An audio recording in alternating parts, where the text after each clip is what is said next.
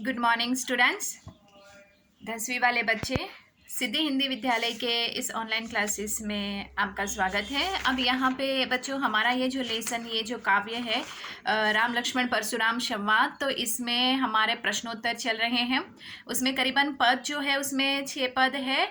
तो करीबन आपको पता ही होगा कि अब तक अभ्यासक्रम की जो यादी यानी कि सूची है वो पहुंच गई होगी। तो आपने अगर देखा होगा तो उसमें कितने लेसन हमें लेने हैं, कितने निकाल देने हैं, हर सब्जेक्ट का आपको दिया हुआ है।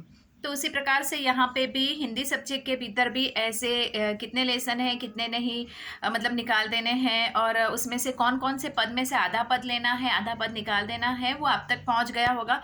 लेकिन फिर भी नेक्स्ट वाले वीडियो में हो सके तो मैं आपको वो सूची लिख कर बताऊँगी ताकि आपके पास पहुंच जाए। आपके पास तो वैसे पहुंच ही गया है, लेकिन फिर भी हमें कोशिश करेंगे कि हिंदी सब्जेक्ट के भीतर कौन कौन से लेसन हमें रखने हैं, कौन से निकाल देने हैं, और इसके साथ साथ हमें किस प्रकार से पद में भी आधा पद कौन सा लेना है, और कहाँ से एक पद में से कहाँ से हमें आधा पद पढ़ना है और आधा निकाल देना है। तो ये सारी जानकारी ना मैं आपको नेक्स्ट वाले वीडियो में दूंगी जब हम नए पाठ की शुरुआत करेंगे।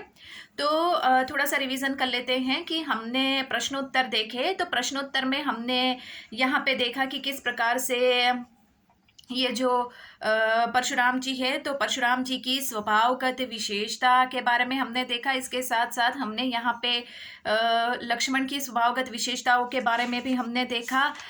इतना ही नहीं कि धनुष के टूटने पर यहाँ पे कौन कौन से ऐसे तर्क लक्ष्मण ने दिए अपनी तरफ से, वो भी हमने देखे।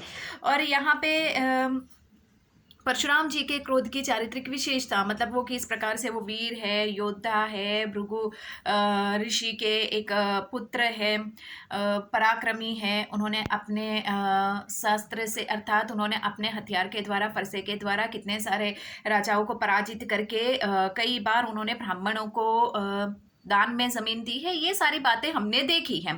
तो अब बच्चों ये प्रश्न के उत्तर तो हमें हो गए, लेकिन यहाँ पे मैंने कल के वीडियो में संदर्भ व्याख्या की भी बात की थी जो हमें पढ़ना है। तो मैं आपको लिख कर बताऊंगी, तो धीरे धीरे सब समझेंगे कि संदर्भ व्याख्या कैसे लिखी जाती है। तो कल के वीडियो में मैंने आपको ये भी बताया था कि सबसे पहले संदर्भ व्याख्या और विशेषता कैसे लिखी जाती है। तो उसका भी एक वीडियो हम लोग 3-4 ऐसी संदर्भ व्याख्या लिखेंगे, वीडियो बनाएंगे, ताकि आपकी समझ में और ज़्यादा अच्छे से आ जाए।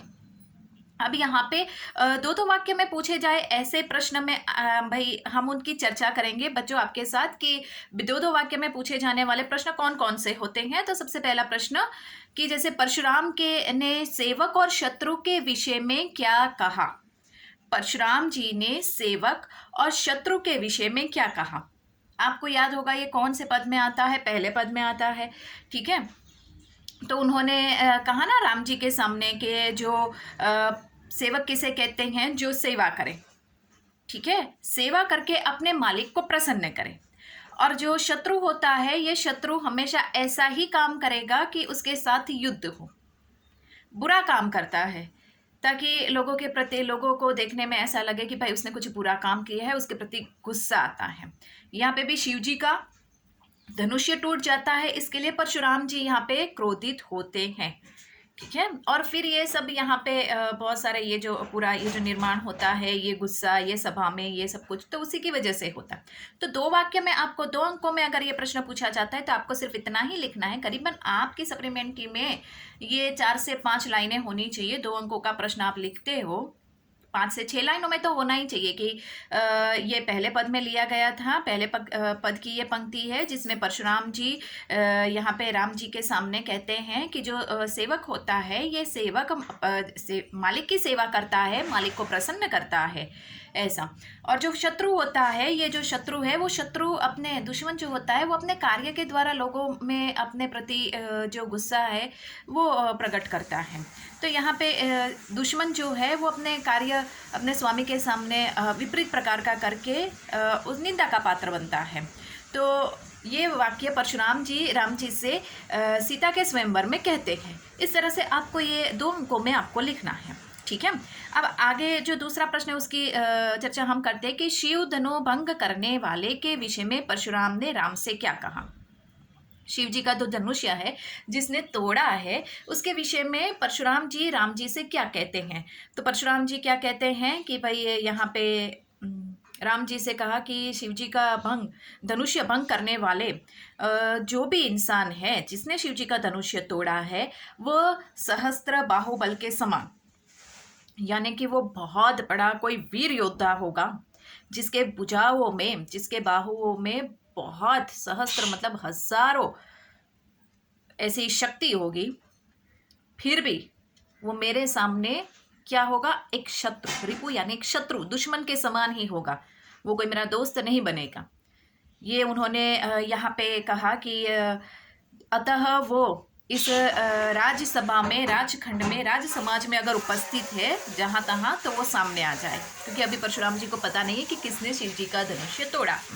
इसके लिए उन्होंने कहा कि अगर वो कोई ऐसा इंसान है जो इस सभा में उपस्थित है और मेरे सामने नहीं आ रहा है, तो मेहरबानी करके वो मेरे सामने आ जाए, वरना इस सभा में उपस्थित सभी राजागण मारे जाएंगे। ठीक है। अब तीसरे प्रश्न की चर्चा करें। श्री राम द्वारा शिव धनुष्य के तोड़े जाने पर लक्ष्मण ने परशुराम से क्या कहा। तो यहाँ पे राम जी के द्वारा शिव जी का धनुष्य जो तोड़ा गया है उसके बारे में यहाँ पे लक्ष्मण परशुराम से क्या कहते हैं कि, तो परशुराम से ये कहते हैं, तीसरे में आता है ये कि शिव जी का धनुष्य ये तो जब राम जी ने देखा तो उनको जीर्ण यानी पुराना और बहुत ही जीर्ण उनको प्रतीत हुआ, नया नहीं दिखा। यहाँ पे उनको ये पुराना प्रतीत हुआ, भ्रम हुआ। इसके साथ साथ राम जी के सिर्फ छूने मात्रा से वो टूट गया, और ये इतना पुराना था, तो इस पुराने धनुष्य के प्रति आपको इतना मोह क्यों है, आपको इतना स्नेह क्यों है। हमने तो अपने लड़कपन में बहुत सारे ऐसे धनुष्य तोड़े हैं, आपने कभी इतना गुस्सा नहीं किया। इस एक धनुष्य के टूटने से क्या लाभ और क्या हानि हो सकती है, ये बातें आपको इसमें लिखनी है। उसके बाद परशुराम लक्ष्मण के बार बार अपने फरसे की ओर देखने की बात क्यों करते हैं। वापस सुनिएगा, परशुराम लक्ष्मण से बार बार अपने फरसे की ओर देखने की बात क्यों करते हैं। तो यहाँ पे परशुराम जी मतलब बताते हैं कि उनका ये जो बार बार परशुराम लक्ष्मण से बार बार अपने फरसे की ओर देखने के लिए इसलिए कहते हैं ताकि लक्ष्मण को फरसे की कठोरता का ज्ञान हो। वो बताते हैं ना कि मेरे फरसे में बहुत हिम्मत है, बहुत शक्तिशाली है, वो राजाओं को परास्त करता है, वो क्षत्रिय वंश का सबसे बड़ा शत्रु है, उसने कितने बार मतलब सहस्त्र जो भुजाएं हैं उन भुजाओं को भी उसने नाश किया है, काटा है, गर्भ में रहने वाले शिशु का भी वो अंत कर सकता है, इतना भयानक है। तो यहाँ पे परशुराम जी बार बार लक्ष्मण को अपने जो यहाँ पे फरसा है उसकी वीरता का परिचय करवाते हैं कि वो कितना भयंकर और विनाशकारी सिद्ध हो सकता है। अब यहाँ तक ही आरंभ में परशुराम के क्रोध का मूल कारण क्या है, एक वाक्य में पूछा जा सकता है। तो आरंभ में परशुराम के क्रोध का मूल कारण है शिव जी का धनुष्य टूटना, शुरुआत में। ठीक है। हाँ, लक्ष्मण ने अपने कुल की क्या परंपरा बताई, एक वाक्य में लक्ष्मण ने अपने कुल की परंपरा क्या बताई। उसका जवाब ये है, लक्ष्मण ने अपने कुल की ये परंपरा बताई कि हमारे कुल में ब्राह्मणों, फिर किसके ऊपर ब्राह्मण, इसके साथ साथ भगवान के भक्त, देवता और फिर गाय, इनके ऊपर अत्याचार नहीं किया जाता है। तो बच्चे यहाँ तक हमारे ये जो काव्य में जितने भी प्रश्न थे, इन प्रश्नों की चर्चा हो चुकी है। अब नेक्स्ट वाले वीडियो में हम नए पाठ की शुरुआत करेंगे। पाठ का शीर्षक मैं आपको बता देती हूँ, बाल गोविंद भगत। ठीक है। 11वां पाठ है, 11वां लेसन है जो हमें लेना है, बाल गोविंद भगत, और जिसके रचयिता है यहाँ पे राम वृक्ष बेनीपुरी। ठीक है। तो नए वाले वीडियो में मतलब नेक्स्ट वाले वीडियो में हम नए पाठ की शुरुआत करेंगे। Thank you.